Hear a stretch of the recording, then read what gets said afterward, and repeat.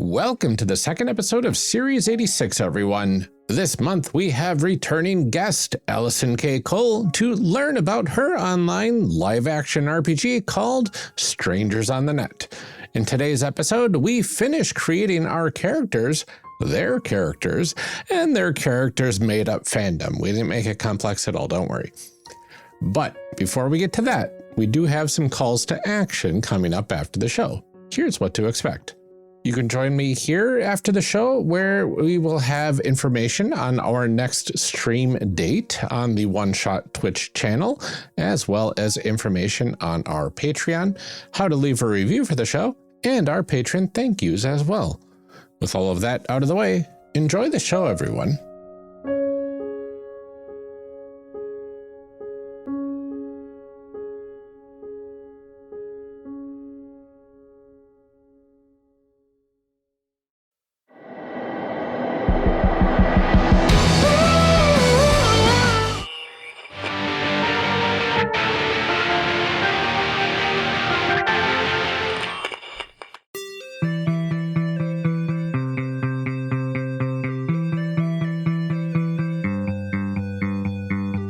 So we're going to do this part in a little bit of a different order, kind of than normal, because usually you would have like your Buffy or your Spike, so you would have a bit of a shorthand. But the next big question is, what attracted you to playing your favorite role-playing character? So like thinking about why you're role-playing this character, and then maybe we can build a fake magical girl character or necromancer or necromancing magical girl to fill that need that your character has. So we give some examples like, did you want to play someone more self-assured than you are? Do you secretly wish you were the same gender as the character you're playing? Are they in a canon relationship with a character you really have a crush on, or that your crush plays on the server? So you want to like role play with them because you get to do steamy scenes, but with the alibi that, oh, it's just our characters doing it. It's not me. I don't have a crush on you. It's just what they would do. Right. And we have a whole big list that I can also pull up, but I feel like you may have inspiration from this already. Yeah. I mean, we need to name some characters. Yeah, we need to like, do you want to be the... So like, I think I want to play this character that is like very bold and confident and knows what they're about. Like that's sort of the power fantasy for me. Yeah. And I think my character would want to play like the healer, like the quiet nerd equivalent, like the person that's coming out of her shell on the show, like starts off as like quiet nerd and then eventually throughout the first 2 seasons becomes like more confident because of the company that she keeps, the friends she's made. Yeah. Like I definitely picture like my character is the group leader. Like we're going to be like whatever this group is, like that's. Yeah. Yeah. And then my character is like the strategist of the group. Yeah. Perfect. I love this. And that puts in foundation a lot of the relationships that can happen between your two characters. Mine's just going to be the like playboy who's not in every episode. And not even like, because it's like a probably... we haven't really built the show, but if it's in the magical girl-ish genre, it's like about the strong, empowering team of magical girls. And I'm just like, not a useless guy, but I just show up sometimes and then everyone gets little hard eyes. Are you our tuxedo mask? Is that I was saying? Like, oh, so uncool. You could go that way. Or you could do like the school, the school crush, right? Oh, like that. Or, I mean, there also could potentially be like a matching guy group, you know? Okay. Maybe they don't do necromancy. Maybe they do a different magic. Okay, no. I like this. Okay, go ahead. What if there was like an anti-magical girl group on the bad guy's side? Yeah, it's where we are anti-magic. actual... It's like the magical girls and the chemical boys. Yeah. But their real life personas are friends at school together. For sure. But then they fight each other as their alter egos and they have no idea. Yeah, okay, I'm here for so she picked this character for the civilian crush side. She's like, oh, of course I want to do like flirting with all the girls in the civilian, and then they have like dramatic fights in their hidden identities that they don't know they're fighting each other. I like I like the idea of like the necromancers being the good guys, and then some like traditional, like maybe angelic magic that usually is framed as the like good thing, maybe being the bad guys. Oh, I do like that a lot. This is way too advanced for the 90s. No. Okay, perfect. This is perfect for that angsty period.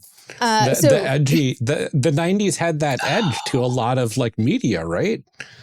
Yes. Like this is like digging into that 90s comic book edge as a magical girl anime.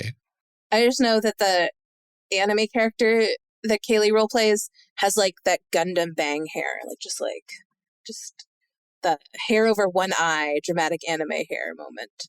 Yeah. Nice. Okay, perfect.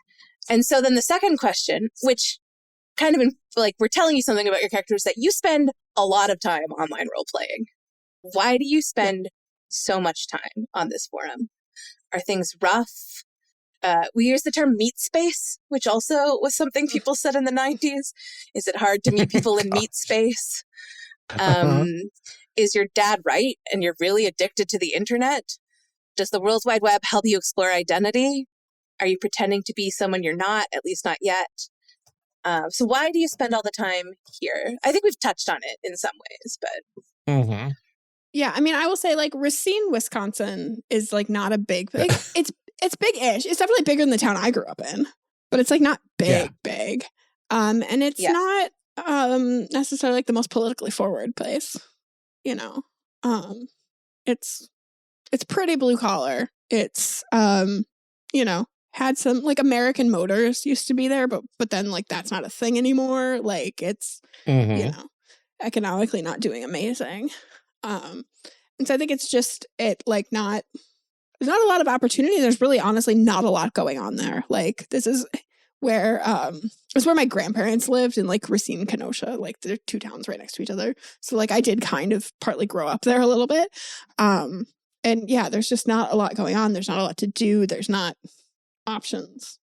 And yeah, I don't see it as a place that is like super welcoming and open to anyone that is different. Okay, perfect. And apologies to anyone who actually did grow up in Racine in the 90s. I'm sorry if this is totally wrong, but this is what I know my experience with it. I started the 90s in Portage La Prairie, Manitoba. So booming metropolis of like 13,000, which actually is a very big city for Manitoba.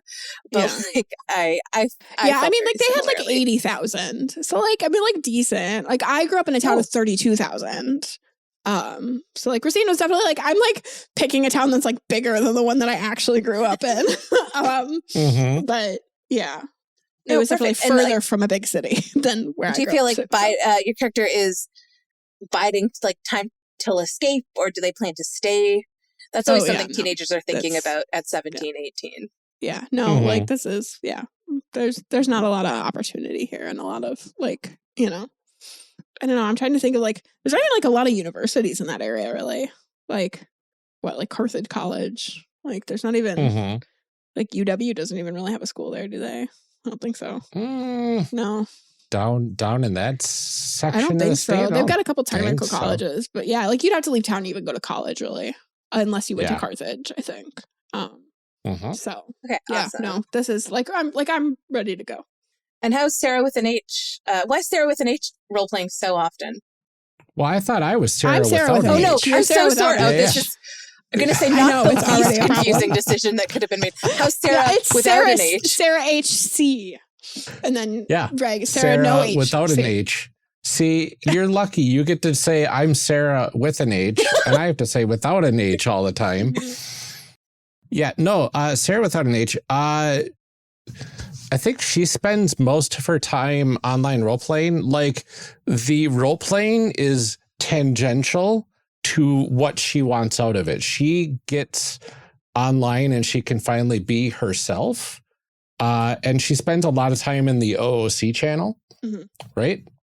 And because the friendships in the forums means everything to her.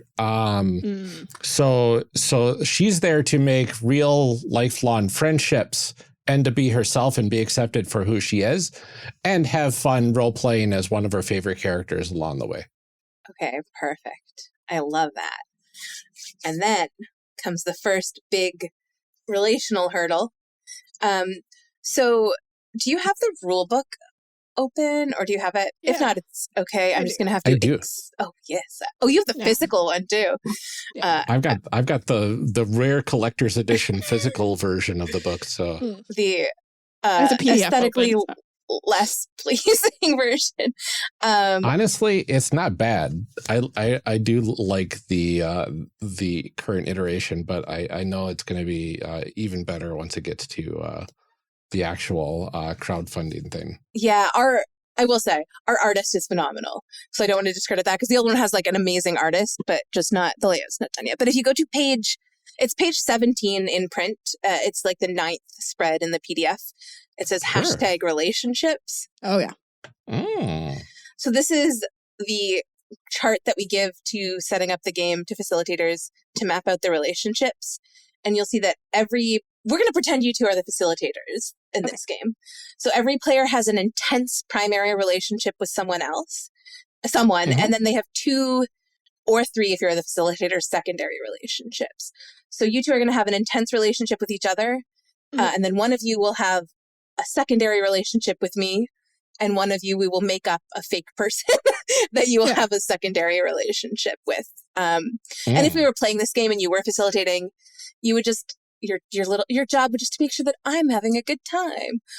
And you get to make sure I'm having a good time by gossiping about me and spreading drama and sometimes just being mean. Like, good time is not, it's not a pleasant time. It's an exciting time. Right. So we're going to do like a little fake 4-player game. And the first thing, because you're the facilitators, we have to establish a relationship between you. So you have to know each other some way. It could be IRL, it could be online. You are both possibly located near each other geographically. And then we have to come up with how you started this server together. Because you started this server, you are the server founders of this Fandom roleplay. Yeah. Which means everyone respects you a lot. You're the coolest kids in some ways. I feel like this is a server is like an offshoot of like another server or something. Like this is like maybe there's like a big like main server for this show. The like, One Relics, One Fandom server. Right. But like we were like, let's make a role play specific one or something like that. That like, so like we are the creators of like this offshoot server. So like we were like part of the main community and we were like really involved there, but like we wanted to do more role play and like it just wasn't working where it was, or like they weren't helping us facilitate it. And we're like, let's make a dedicated space. Yeah, because we wanted to have the control over the game and stuff like that, right? To make sure it was run correctly. For sure. Does that work for you? I like that. Okay. Awesome. I think that's great. And because it also leaves a lot of flexibility for like the relationship between you two to be a primarily online one. Yeah, I mean, because I think it is, because like you've just said Midwest, and I'm like lying about being from Chicago. So like I can't tell you that I'm like not really from Chicago, like. Yeah. I think like we bond over the like Midwest part, because they're like, oh yeah, don't you those winters. You know? And I might have told you that I'm like 3 hours out from Chicago, and that can mean anything, honestly. Right. Yeah. Could cause a giant anxiety spike for someone who's lying about being from Chicago. Okay. Oh, those Great Lakes. They are great. Aren't they? Pretty Midwest. Okay. And so you two, on top of having founded the server together, have an intense relationship. So the thing is, intense doesn't have to be a good thing or a bad thing. And intense doesn't even have to mean like one of you can be lying in this relationship. Right. So one of you could have a crush. One of you could have betrayed the other one. You will be doing, like, your characters will be doing play scenes together to develop this relationship and answer questions about it. And because you are like the founders, right before Act 2, you're probably going to have a really big fight. So we won't talk about Act 2, but like think about a relationship that has the complexity to evolve in different ways that might be interesting for you to play. Yeah. Yeah, I mean, I definitely think like from a start, like, like I don't necessarily know about like full like romantic relationship or whatever, but I think that you are like the first person I reach out to. Like every time there's a new episode or like, you know, like I see something about it, I'm like, you are the person that I want to talk to about it. So like I think we do talk a lot. Yeah. No, I like that a lot. And I would say probably the only thing that Sarah without an H is not truly honest about online is that she does have a crush on Sarah with an H. Oh, okay. Oh, this is everything 13-year-old me was doing in chat rooms too. So I think like a still doing that? Is that not how we're still behaving? I mean, I married a girl who played this game with me by flirting. Right. So like, what am I? Right. Okay. Yeah. Right. But yes, still doing that. So that will be your intense relationship. And later when we talk about like advancement and stuff, we might write a dramatic question that you would have to answer between that relationship. And so then one of you can be either also has a secondary, less intense relationship with Kaylee. So it's going to be flirting based, probably based on how I've built this character. It doesn't have to be, but that's what I like. My thoughts are flirting based, or either there is someone who knows that she's not who she says she is. So those are the two. But if anyone else has any ideas, you can also shut them out. I'm slightly intrigued by that. Like, I think having a flirting relationship with you would be fun, especially because now that we know that Sarah with no H has a crush on me, that like, I'm not saying like I don't have, but like I feel like I'm clueless, or I'm just like, that's how our characters act. Like that's, you know, and we've known each other for so long, and you know, teen girls, you know, so sweet, like teen girls always be doing stuff that is secretly a little bit gay and pretending like it's just girl vibes. And that's also every anime in the 90s. Right. Yeah, pretty much. Yeah. Well, and I also think that like I feel like I'm not playing myself. I don't know what you're talking about. Probably am bisexual, but like don't really know it yet. And so I'm like, well, that one's a boy. So like I can flirt with that one. You know, like that's fine. Beautiful. Right. Like I feel like I definitely am still flirting with Sarah, but I don't call it that because I'm like, that's a girl. So like, yeah, we're just being girls. Just being girls. Yeah. Girls tell each other they're beautiful all the time. Right. Like that's just a thing that you like, you pass a girl, like you see a girl in the ladies' room and you're like, girl, you look hot today. Like this is what you do. I love it. I think there's great drama. And this is not at all pulled from my real life at all. I just want to be really clear. All girls find other girls really attractive. That's just how girls are. But and when you cuddle and you blush, it's just girls. Perfect. And then guys are onto something. Girls are in fact hot. I mean, I don't disagree with them. Turns out not all women feel that way, actually. Yeah, and so I think Kaylee will flirt with Sarah with an H. I'm better at this. Like also because it makes her feel really cool. Because Sarah with an H is the one of the founders of the server. Oh my god! If I can flirt with that girl, then like I am the coolest. If that girl will flirt back, so I think that's probably where that relationship goes. I can develop more. And then Sarah without an H will have one more relationship to someone, well, a fourth hypothetical person, but what kind of relationship?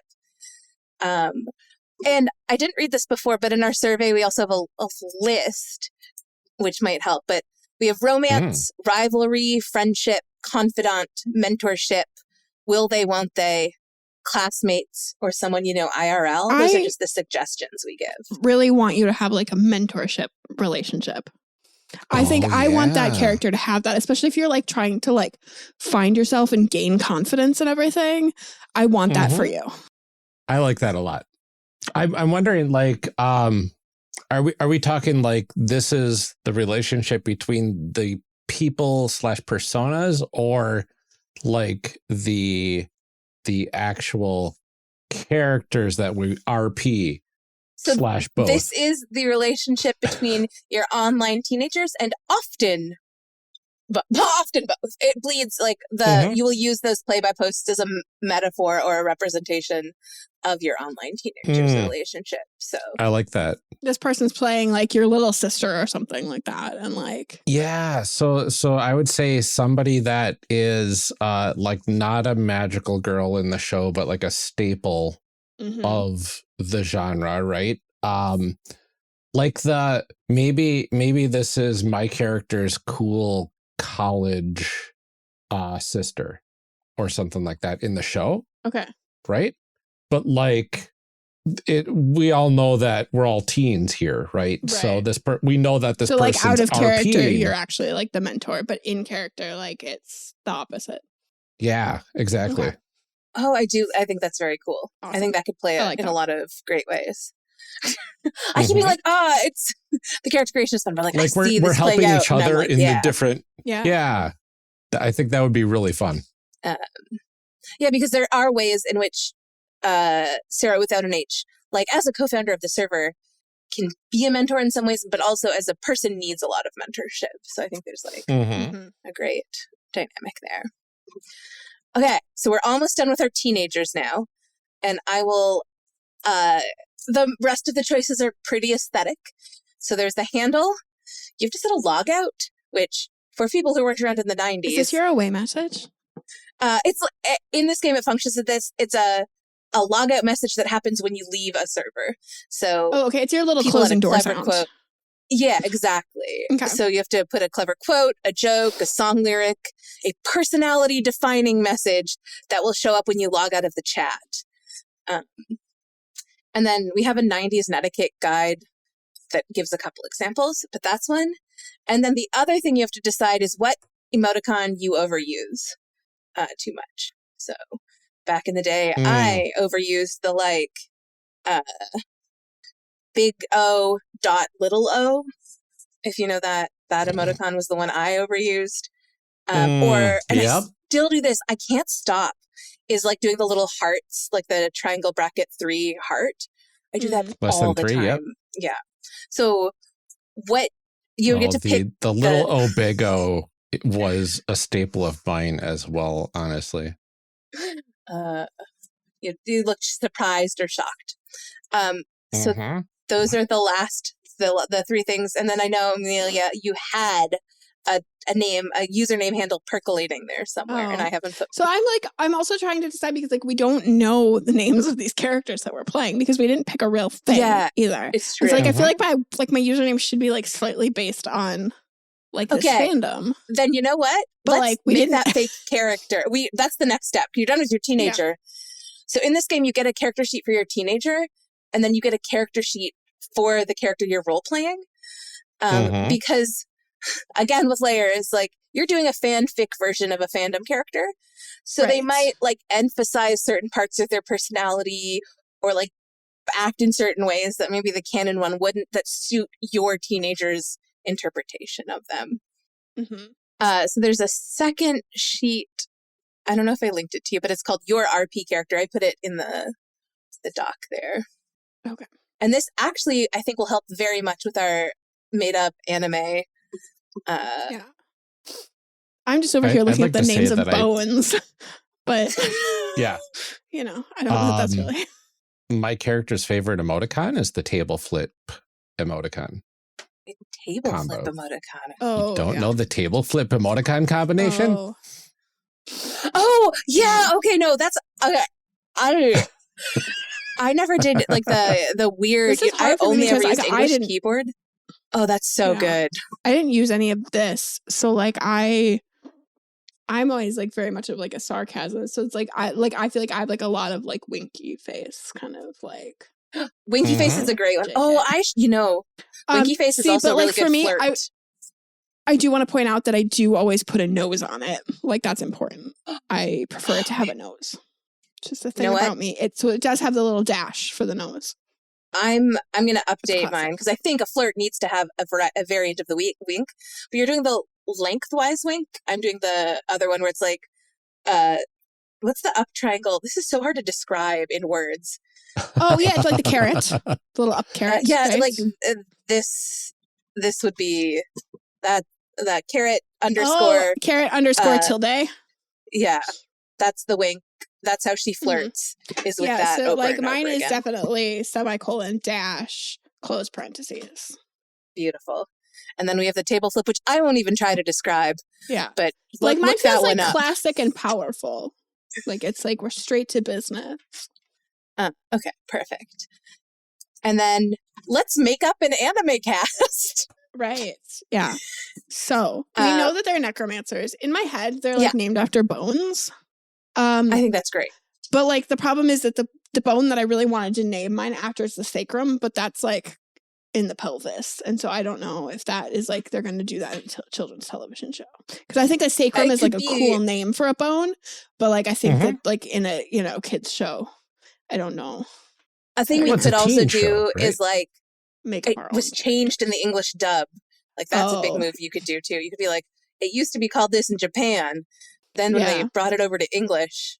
So you could have sacrum be yours and be like, that's the super cool, like in your username, for example. That's the original Japanese anime name for this character. Yeah.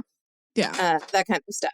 So I think it makes sense that if Sarah with an H is the lead magical girl, that we start with that character.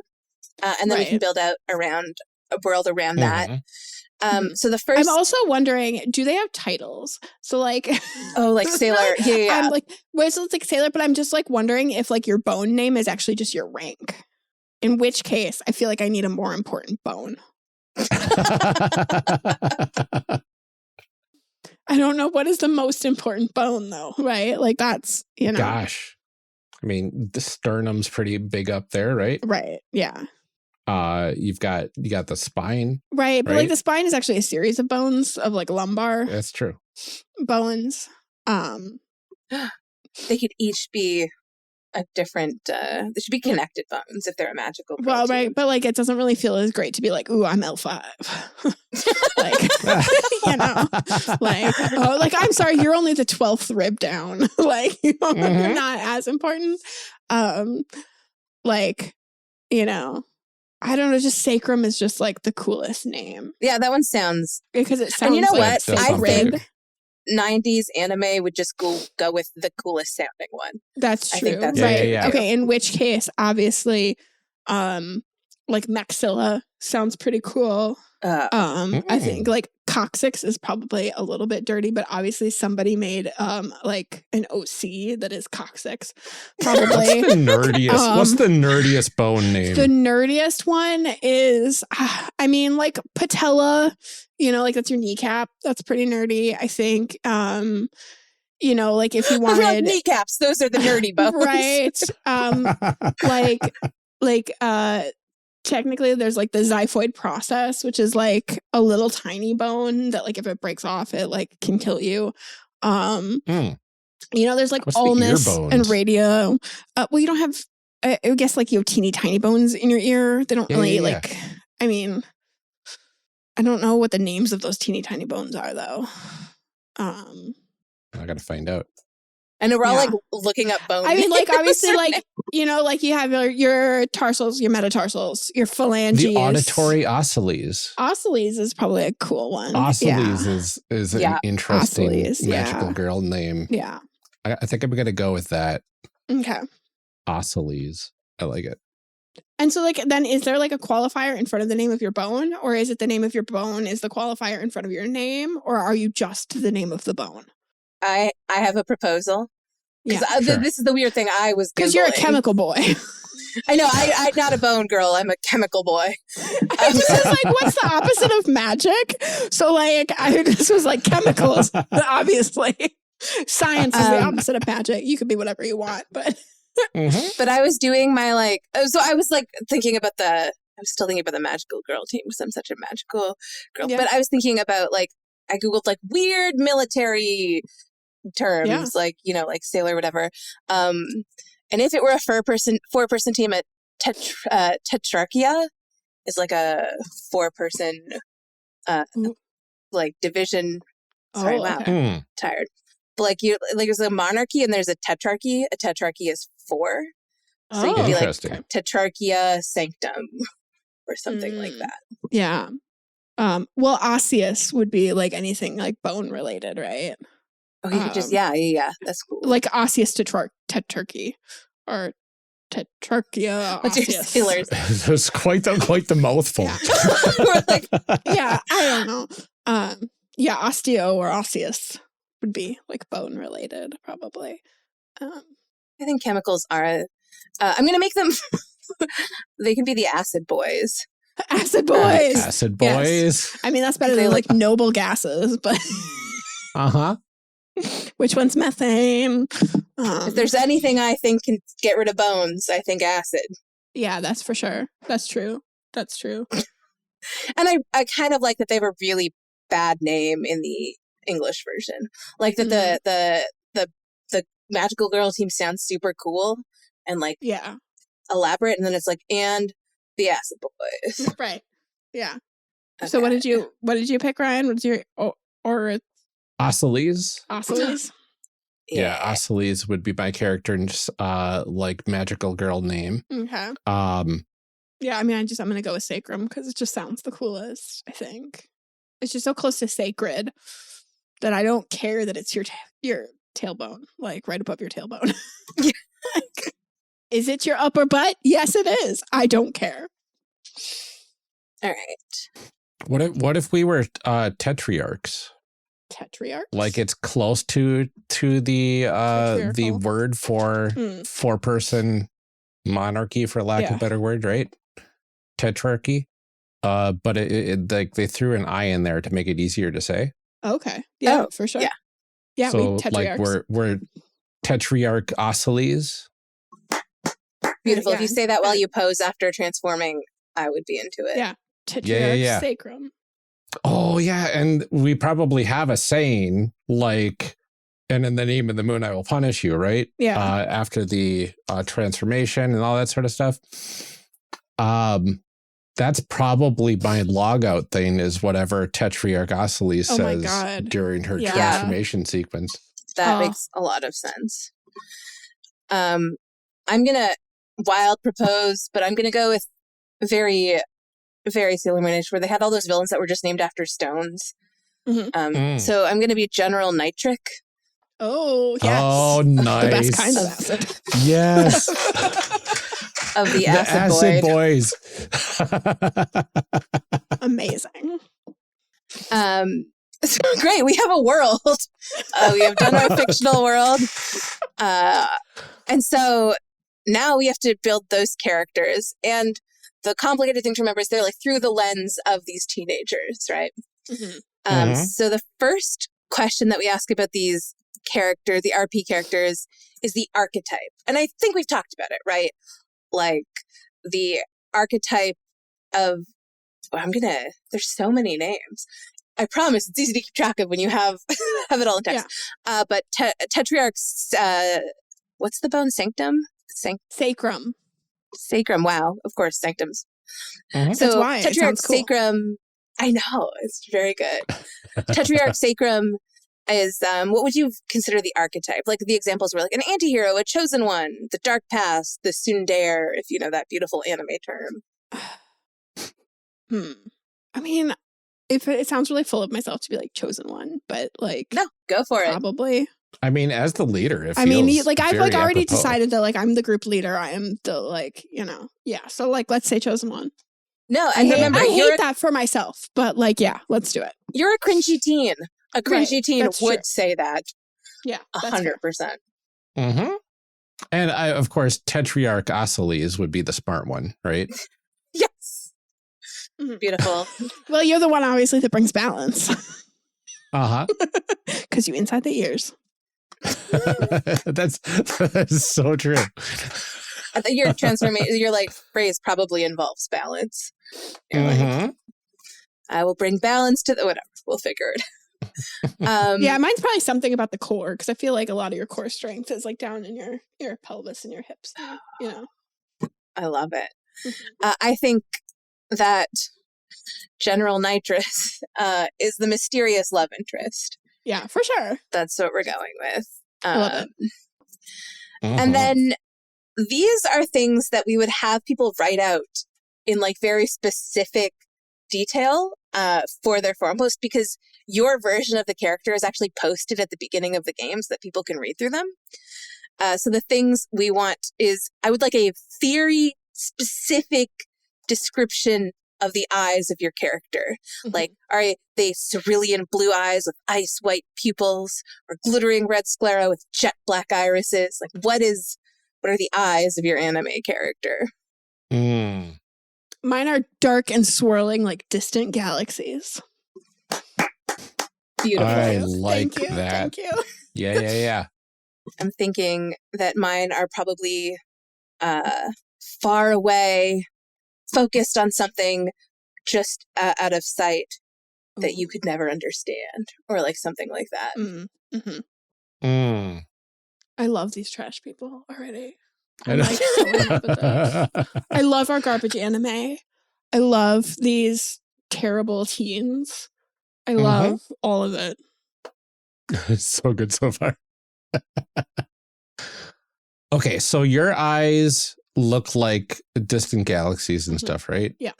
I'm trying to think of like from a balance perspective, like the ultimate balancer of the universe would be like a black hole in my thought, right? Ultimately, everything balances out and becomes one with nothingness. So I think my character's eyes are akin to like a black hole, with the edges of her eyes like the accretion disks of a black hole. So like it's constantly like light-ish moving along the edges, but pitch black on the interior. But I feel like in a calming way. Yeah. It's like, but it's like not like you're staring into the abyss of your death, but like in a calming sense of oneness with the universe. Yeah. It's like the waves of the ocean or something like that. When you're looking into her eyes, it's like the wonder and majesty of existence looking into I mean, I think you need to use those words, wonder and majesty. Yeah. I love it. I've taken a bit of time to Yeah. I think my sentence would be gray and smoky, focused on a moment in time far away. Would be like my mysterious eyes. Beautiful. And I like that. Yeah, that calming majesty in the waves. So these are the things that your cringy teen will probably describe these eyes over and over again in more and more cringy ways as they do more and more role plays. And the other thing that you will probably dramatically describe repetitively is any scars that your character has. Your character has to have scars. They can be physical or emotional, but we need to know the very meaningful and very aesthetic scars that your character has. Well, I think obviously my character is an orphan who lost their whole family, right? Perfect. Like, I don't think that there's any other option for me. Or at least I think I have. Maybe we'll find out some season down the road that I actually didn't. But for now, or maybe they've like teased that maybe my family didn't die, but like in the first episode, it's implied that my whole family did die. Oh, no. And now I'm trying to prevent that from happening here, you know? Yeah. So like, obviously I have the emotional scars of being an orphan. I don't know. It's the 90s and I'm like the main character though. So I don't think I can have any like regular scars, right? Because like you have to be pretty. You could. Oh, I'm going very, well, I'm a villain. So I'm going very like, he has a slash right across one of his eyes that if you ever ask about, he just like looks off and like looks all moody and won't talk about. That's what I think. That's when your eyes really twinkle too. Like they look really far away and they're like, it's a time we don't talk about. Yeah. You know? So I'm going to put the emotional scar. Only there? Oh, go ahead. Oh, in the, Is it only there when he's General Nitrous, or is it one that's always there? I think, so this is the magical girl thing of like, but do they just like, know how can you not know? Does he have that? Does he have the like the bang? Hair right, covering? It's underneath. It's underneath in real bangs. life. Yeah. Thanks for pulling it all around. So maybe he has the dramatic bangs in real life, but not when he's transformed. I think that's yeah. Well, obviously, when he transforms and is being magical, that hair can stand up. Yeah, exactly. It only defies gravity when you're in magical mode. Everyone knows that. And he's always like very protective of it. Like he doesn't let people try to see it because of whatever reason. And that could be right. a trust. Like if we were to do a role play scene as a metaphor, there could be a moment where the civilian identity like pulls his hair back and shows someone his scar. Yeah. It's like a metaphor for telling someone his name or something. Yeah, you know. It's really good. Gosh, what would my character, Tetrarch Ossoli's scar, because I want it to kind of parallel Sarah's like emotional journey as well, right? True. Like I think Tetrarch Ossoli's scar is she's always been the head down in academics type without any friends. And so her scar is you know, not having friendships her whole life and realizing what she's kind of missed out on for the last, like, you know, 15, 16 years or so. I think both I and Kaylee like being a villain because it's like a little more one-dimensional in a lot of ways. You just have to be like, yeah, I'm brooding and mysterious and I show up and kill magical girls sometimes. But yeah, that's great. And then the second to last thing is you have to, and we're going to create this out of nowhere, but if you were to fandom that exists, you would pick like, what is the defining moment in your entire character arc in the show up to the point where we are in the fandom. So we're in 1999. How many seasons? I guess this is the thing. How many seasons have come out by 1999? Like, did this start in the 80s? We're saying it's really long running, or did it start like 5 years ago, but it will run I'm into like thinking in like 5 or 6 seasons so far. Okay. Yeah. So this is like 5 or 6 years in. That's kind of what I was thinking as well. And I also was looking and saw that there was like the questions around age of these characters. Yes. That kind of made me think like, how old are these characters really? Are we like, you know, magical girl trope of reincarnated tetrarchs from the past? I mean, yeah. So like, okay, so because like for my scar, I put the emotional scar of losing everyone I've ever loved, and so because I just needed it to be like the most extra possible, right? So like, I think that like we've got to be like reincarnated or like came here from like another planet or something, right? Yeah. Is this like low-key alchemistresses coded of? Ooh, like are we reincarnated from a past life? Yeah. Yeah.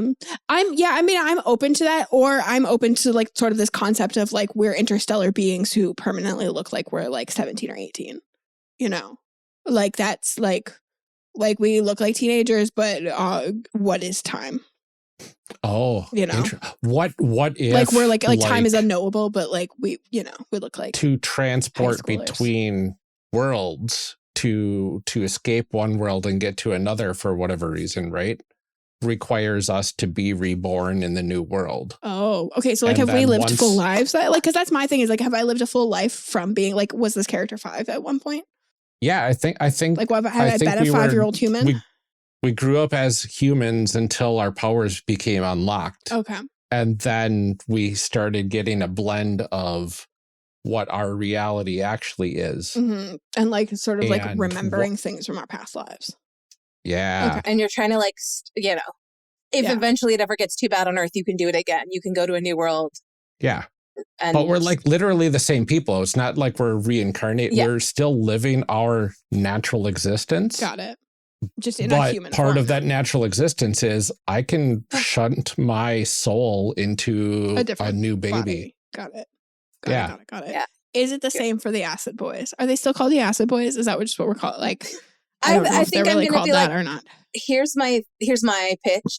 They are called the Acid Boys, like officially in the North American version, but everyone hates it. Yeah. Like they're like, I can't believe they made this really bad translation. Thanks, whatever Deke, or what, I can't remember what the translation. Oh gosh, Deke, if Deke got a hold of this, it would be a nightmare. Yeah, exactly. Like, so they are called the Acid Boys, and begrudgingly to stay canon, people use the term, but they are not happy about it. Got it. I love that. Yeah. And I think it might be interesting if like the Acid Boys or the generals are tied to, like, they don't choose where they go. They're just like tied to these to these magical girls and they like show up in the next world with them. Like Oh, kind of as part I of love them. that. Yeah. I really like that too. Like as a side effect of us kind of shunting ourselves across the galaxy or the universe, right? Yeah. Yeah. So I think like we've effectively been around for at least hundreds of years. Yeah, right? I would say in the hundreds. I think it's like not really established. It's just, a long time. Very hand wavy magical girl generations and destinies and worlds and universes. Yeah, I think there are definitely But people that also are trying to 16 figure it human out. years, right? Right. Exactly. Very defined in the civilian side, very undefined. Right. But on the magical what? girl Yeah, side. is it 16? Who are seniors, juniors? Yeah, I would say like at the very least, what is it following like their whole high school career over like season 1 started as freshmen? Do you think that and this now we're show in is gonna continue into college? I picture this like Pokemon where it's like Ash Ketchum is permanently 10 years old. They're just I feel like they're just stretching it out, right? Like it's following their high school career, but like we're only at the 16-year-old mark right now. We still got like After 2 years left seasons. and we're 6 seasons Yeah. in. Yeah. Okay, so after 5 seasons, we're like sophomores now. Yeah. Okay. Yeah, I mean that's fine. Yeah. I like this. So like some of the big like multi-season arc finales are like we're now going on to the next grade. Yeah, and they're like, I think if it's cool with you two that General Nitrus's civilian form was like either a year or two ahead in like student teaching in the grade of the magical girls, and that's where all the like crush on the student teacher who's a little older and cooler happen. Oh yeah. Okay. So there might be like a plot arc somewhere like, oh no, he's going away to college. Yeah. To be a teacher though, how noble. Beautiful. All right, I'm gonna put that age in, both ageless and also exactly 17. Yeah. Yeah, because there definitely has to be like a few episode arc where we're all trying to get our driver's licenses. Yeah. I want to say as like necromancers though, like we're also like have the ability to effectively die or self-sacrifice and come back within the lore. Right. Yeah. So, because we were talking about defining moments in the fiction, right? Oh my God. So is there like a person that like in our like little magical girl group who like died in like an episode at the end of a season or something like that? And then now in a new season, like at the beginning of season 4 or something like that, a new student joins the school and like we're trying to figure out if it's our friend or not. I'm here for that kind of stuff. I just think that would be a fun and that like because like we're just talking about like what is a defining moment in the fiction. So like I think this is a thing that happened several seasons ago. So like we know now that it was, but like to be very clear, this is a defining moment in the fiction, but like for your character, like what is their so like what is mine? Maybe you sacrificed yourself in it. So maybe one of our characters is that character this season, or like maybe someone sacrificed themselves, or maybe the examples are you earned a nickname by doing something particularly gruesome and violent that you regret to this day. So like what is if someone were to be like, this is the thing they did, summarizing your character in a sentence. I actually like want my thing to be like I talked about it before, but I like that, like the idea of the hint that like maybe whatever planet or wherever like whatever timeline we were previously in, like actually everybody isn't dead. And so like I've like created this whole identity around the fact that like I'm the, everyone I ever loved has died and blah, blah, blah. And then like there is like this hint that like maybe that isn't the case. And I feel like that would be a very defining moment for my character of like, not only have you built your whole identity around this, but now what do you do? Because you escaped, we escaped thinking everybody that we had so known like had died, dealing right? with the guilt of like, did we leave people behind? Like the question of do I stop whatever mission I'm on now to go back and find out? Do those people think I'm dead and they're mourning the loss of me? Do they know what happened? Is this one sort of unclear message that I think maybe says they're alive even true? Like right. Yeah. I like that a lot. I've got a defining moment for Tetrarch Aciles. Mhm. I think she figured out a way to effectively self-sacrifice with a plan to be able to come back. Oh, Right? Like very strategically, like it's gonna hurt. yeah. It's not gonna be a fun experience, but I can save everybody else. And I think she effectively turned herself into a black hole Oh, wow. that like kind of consumed everything within the area and like tore things apart. It was a very gruesome scene in the anime.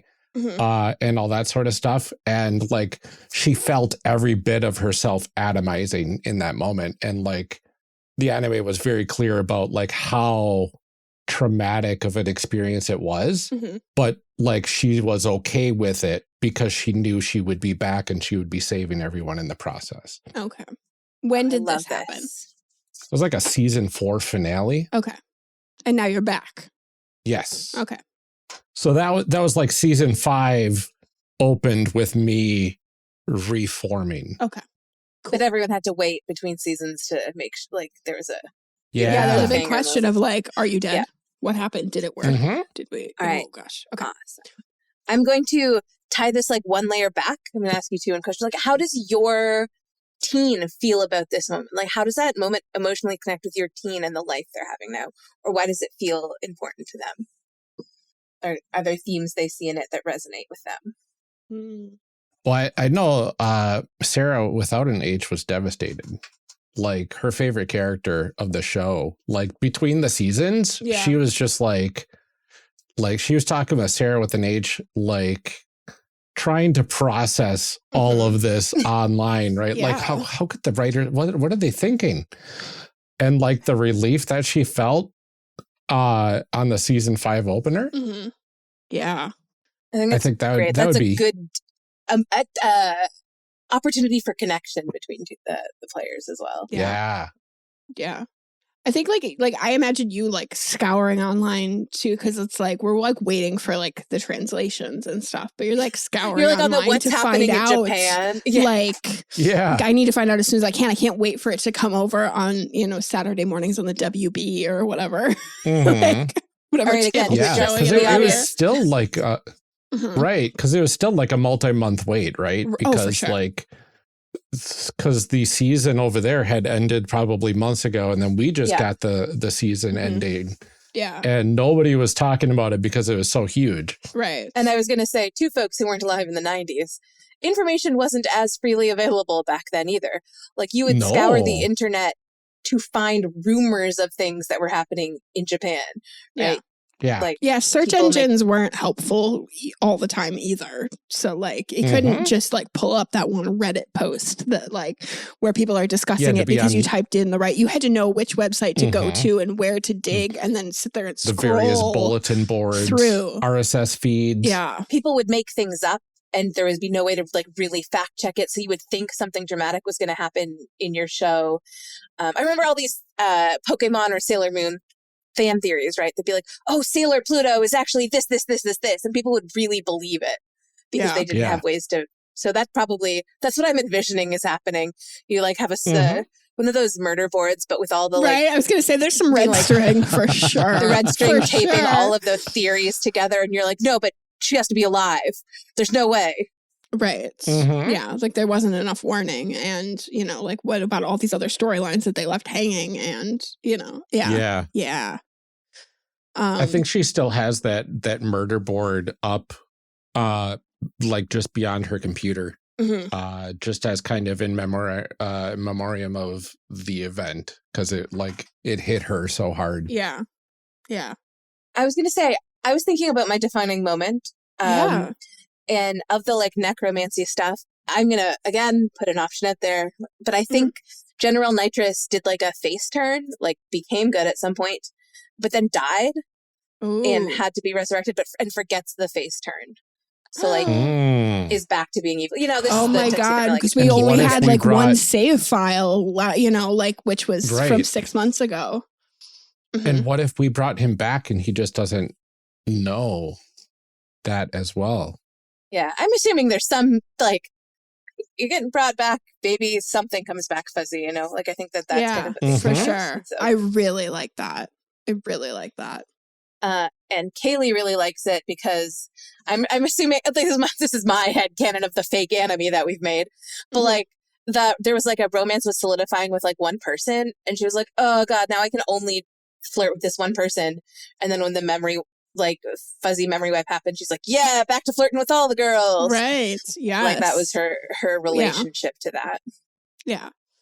I think for Sarah with an H, you know, like I gotta stop doing this on the show, but like a thing that I keep doing is just making me. All of my characters are me, right? So I think Sarah with an H is just feeling like not very like recognized or noticed at home. Let's say hypothetically, Sarah with an H has a big family and there's a lot going on, and she's not feeling like, so like she does feel very lonely a lot, like kind of in it on her own. It's left to be self-sufficient a lot of the time. And so like this idea that like there might be a family out there that you can go find, and like people that are missing you, and like what do you do with that, and like what to expect, like is a really like big deal for her, of like you have to do everything then for this family, because like what if they think that you're dead, and and like on the other hand, you spent all this time thinking they were dead, and you've been doing okay without them. Do you really need them? All of those kinds of feelings are kind of mixed up in it for her. And so this feels like a really important kind of, like she's waiting for the decision to find out what this character does, but like is all in on like the complexity of it, I think, and feels very attached to the kind of, difficulty and gray areas involved in all of that. Yeah, I love that. There's something very emotional about like the thought of like there is someone who is missing me now. Yeah, and I really love that. And then we have one final thing to decide about our fictional roleplay character. It's just the one sentence. The rest in there is a slight typo, but your common moods, right? So what kind of moods is your character often in? There's like usually. Are you friendly? Are you bossy? Are you brooding? I get to be very one-dimensional with my villain character, and I think brooding, mysterious, distant, but sexy. I know sexy is not a mood, but it could be. No, it is. This is the internet in the 90s. Definitely, yeah. Yeah. It's at least a vibe, right? Yeah. So that's my answer for my general nitrous. Brooding, mysterious, sexy. I'm going to go ahead and say bossy. I'm going to say certain. And I'm going to say lonely. I like. Because I think when you've, lost everyone and everything that you've ever loved, you have a hard time getting close to people. I think she masks a lot of the pain with responsibility of like being busy, and I have other things to do and more important things to think about. And I mean, she is the leader. She's got it. Yes, exactly. I think in my mind, General Nitrous' like backstory hasn't been revealed yet, so like the teens don't know. So he's still just brooding and mysterious in the anime, and like maybe there's more emotional complexity coming, but like it hasn't by season 5 happened yet. So he's just still that. Is it the civilian form that we don't know much about, and maybe the transformed Acid Boy form has a lot more like character depth that the other team notices? Yeah, and probably some like, well, I say like implied lore, but no explicit lore yet. Like we're like, oh, something happened. Oh, maybe in the other world, he and one of the Tetrarchs were a thing, but like it hasn't been canon confirmed yet. But there are, of course, theories. But his civilian form, it's just hair over the eye vibes. Yeah, I like the thought that the Acid Boys don't remember anything from their past lives, but all of us Tetrarchs do. Yeah. And if there was that connection in the past, like we would know, hey, we had something going on, but maybe we don't know which of the current iteration of Acid Boys is the one that we had a thing for. And we also know they're not technically the same person, but they are. So it's like kind of wishy-washy in There's terms of like complicated feelings. Yeah. I do love that a lot. It makes them like easily also manipulated in some ways. There's a very easy like plot arc where they're like in these we call them Ossus tetriarchs. Is that like the generic Sailor Scout title of them? Yeah, I think so.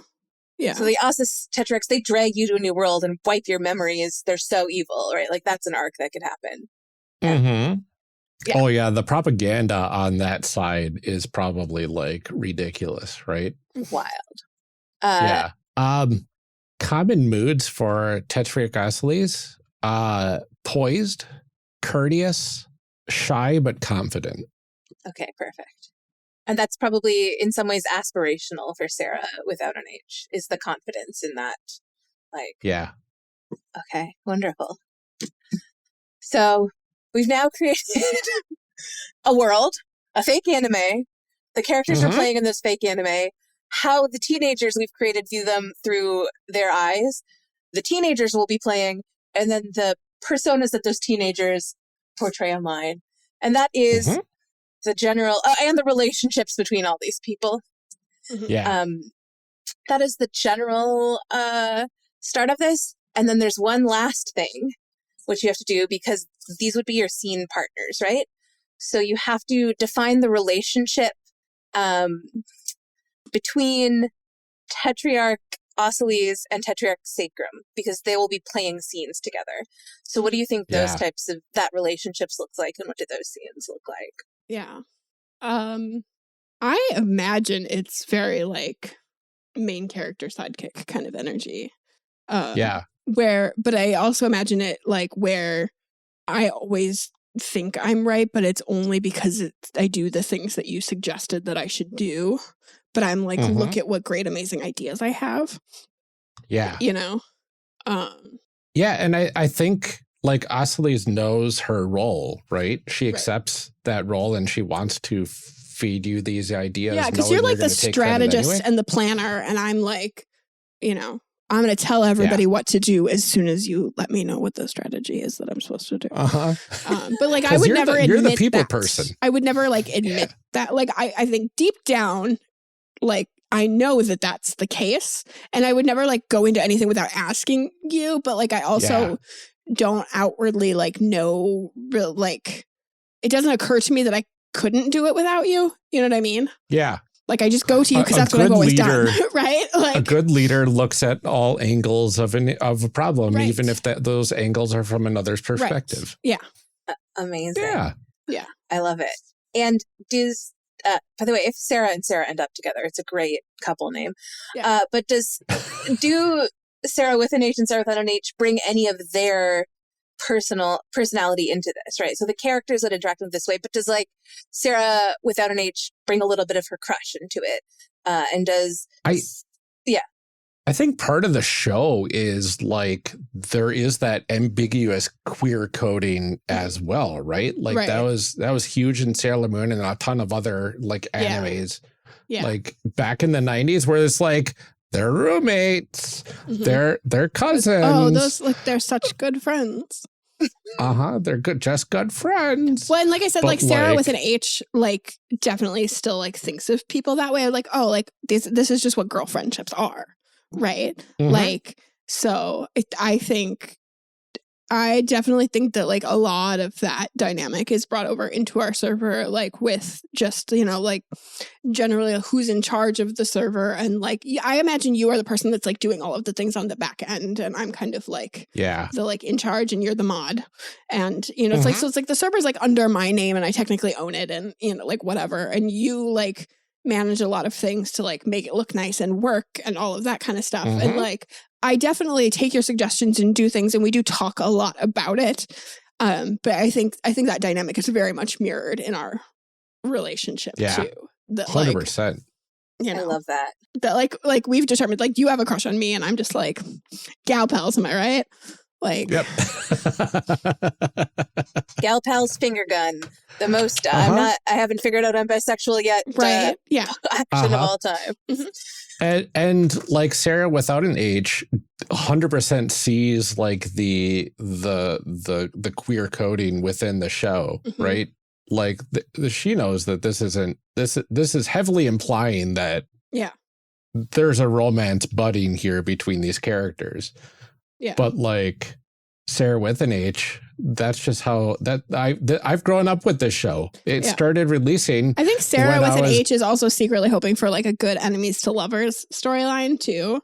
Like, you know, so like, I think there's part of her that's like, oh yeah, like those gal pals should get together. But like, there's also part of her that's like, I love it when the good guy and the bad guy get together. So. And you know that that Allison, your character in the show, and Amelia, yours, probably had that fling in the past life. Right. Right. Yeah. Right. So like most certainly, I feel like we were the ones that were like starting to like fall in love and be together when you got reincarnated too. Now you don't remember that either. So like, because I also feel like that would be an added thing for my character of like, this is what happens when you get attached to people. Don't do that. Like, I love it. I love that so much. So you started actively being more flirty in the show, right? With the student teacher / almost senior in high school. Yep. Oh, almost senior. Wow, that's so brave of you. So confident. 16 and a half sure is bold. All right. So that's it for the character creation. Oh my gosh. It's so good. My goal is to never, ever come on this show or approach you with anything that is not too complicated. I mean, it has to be very complicated. Well, you were like, this is super simple. And we were like, let us help you with that. What if we made up everything though? Well, I love it.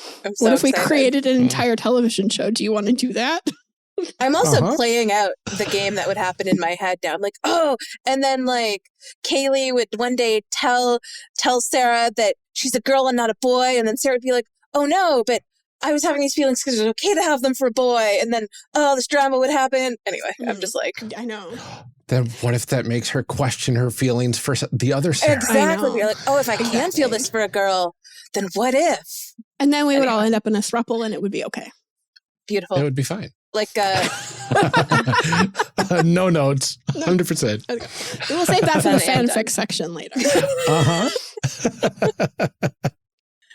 Oh my gosh, this was amazing. I love this group of people. I adore them. I adore them. I like this show that we made. Like, I would watch this show. I know that we were just like, 100%. What if anime tropes? But I would watch it. I mean, anime tropes for a reason. Anime tropes are considered. Exactly. This was incredible.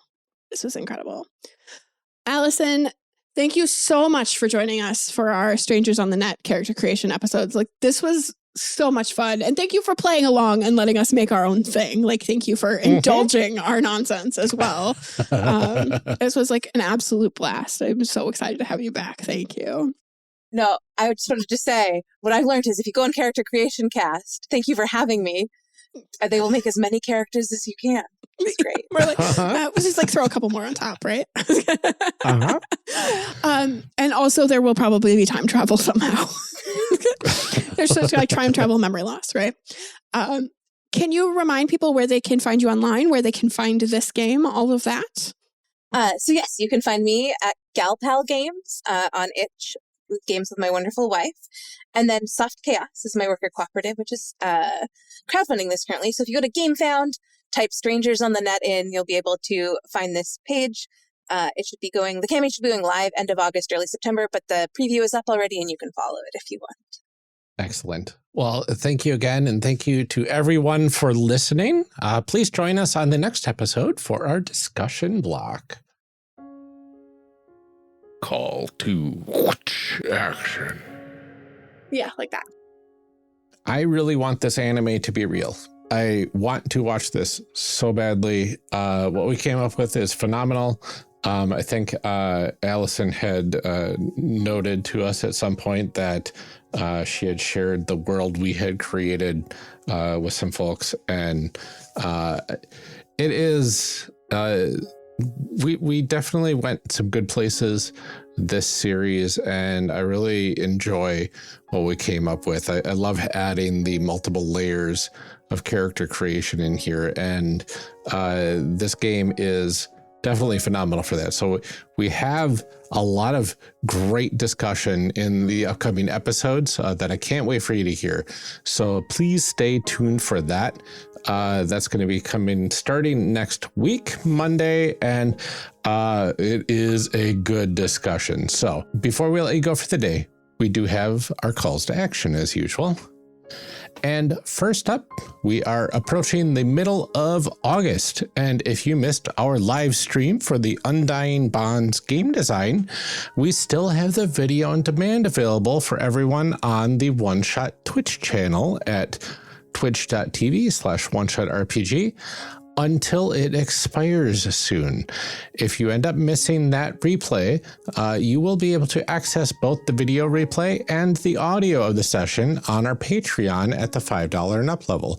This version will be slightly more produced to feel more like a podcast episode, but it'll still have that streaming feel to it, especially if you watch the video itself.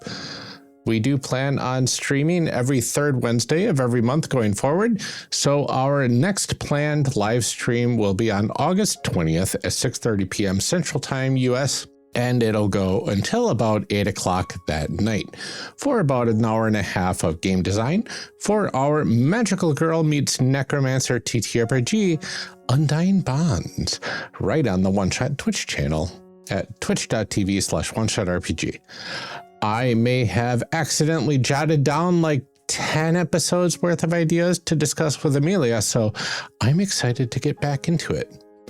Aside from that, we would love if you checked out the C3 Patreon at patreon.com/charactercreationcast.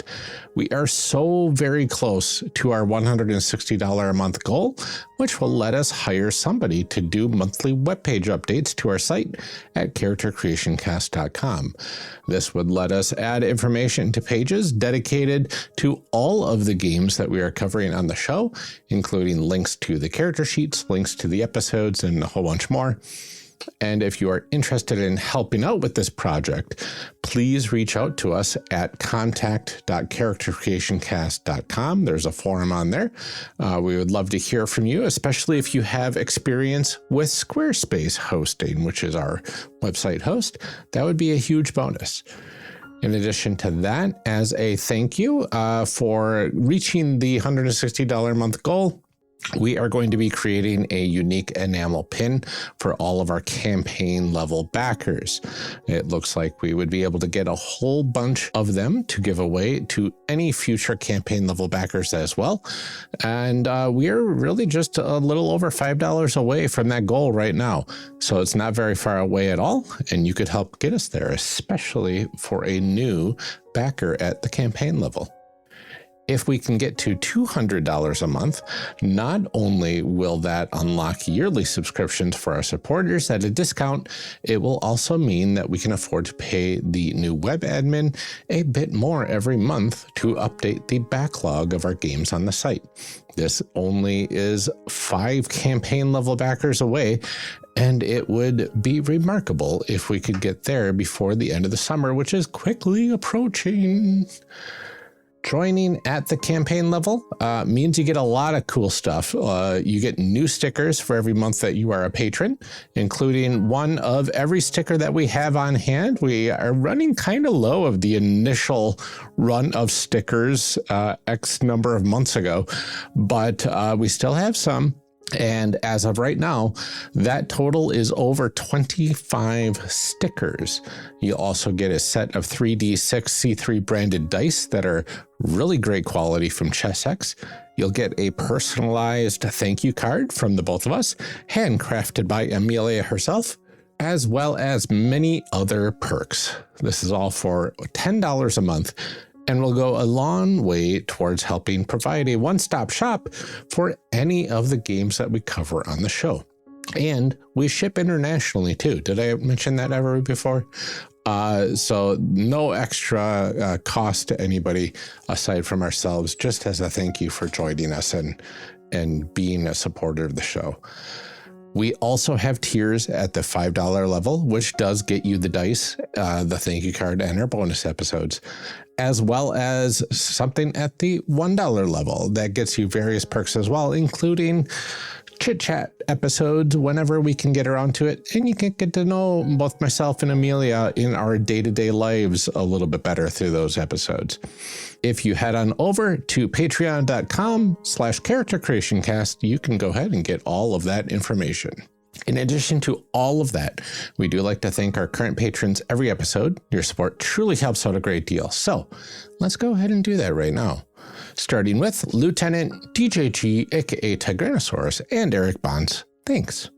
Daryl Holiday II, Shadim Cabal, and the Shyest Barbarian. We can't thank you enough, but we're going to keep on trying anyway. Benjamin Sweeney, Rob Fletcher, and Kevin Brown. You shouldn't have, but we're so glad that you did. Thank you.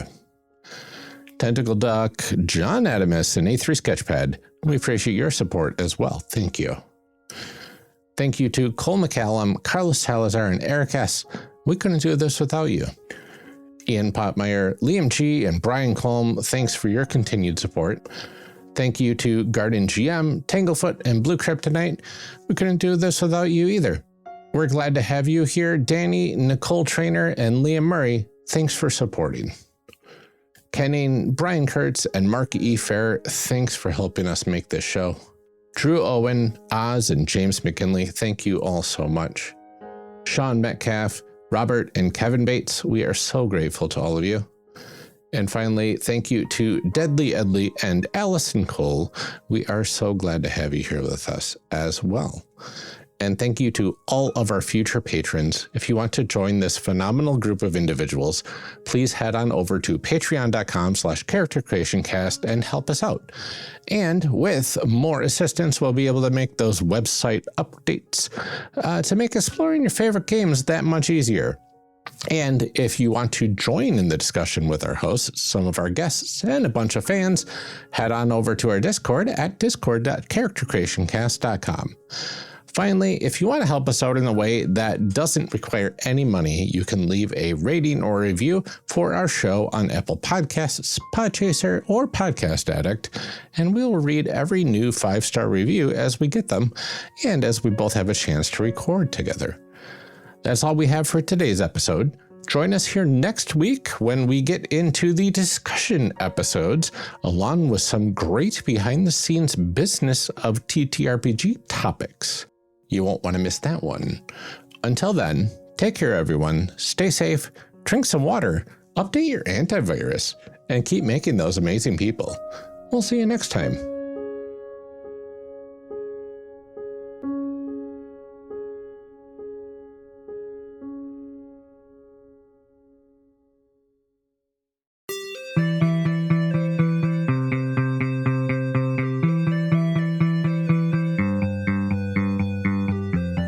Character Creation Cast is a production of the One Shot Podcast Network and can be found online at www.charactercreationcast.com. Head to the website to get more information on our hosts, this show, and even our press kit. Character Creation Cast can also be found on Twitter and Blue Sky at CreationCast, or on our Discord server at discord.charactercreationcast.com. I'm one of your hosts, Ryan Bolter, and I can be found on Twitter and Blue Sky at Lord Neptune or online at lordneptune.com. Our other host, Amelia Antrim, can be found on Twitter and Blue Sky at Ginger Reckoning. Music for this episode is used with a Creative Commons license or with permission from the podcast they originated from. Further information can be found within the show notes. Our main theme music is Hero Remix by Steve Combs and is used with a Creative Commons license. This podcast is owned by us under Creative Commons. This episode was edited by Ryan Bolter. Further information for the game systems used and today's guests can also be found in the show notes. If you'd like to support our show, find us on Patreon. Get access to bonus episodes, exclusive merch, and much more at patreon.com/charactercreationcast. Thanks for joining us. And remember, we find that the best part of any role-playing game is character creation. So go out there and create some amazing people. We'll see you next time.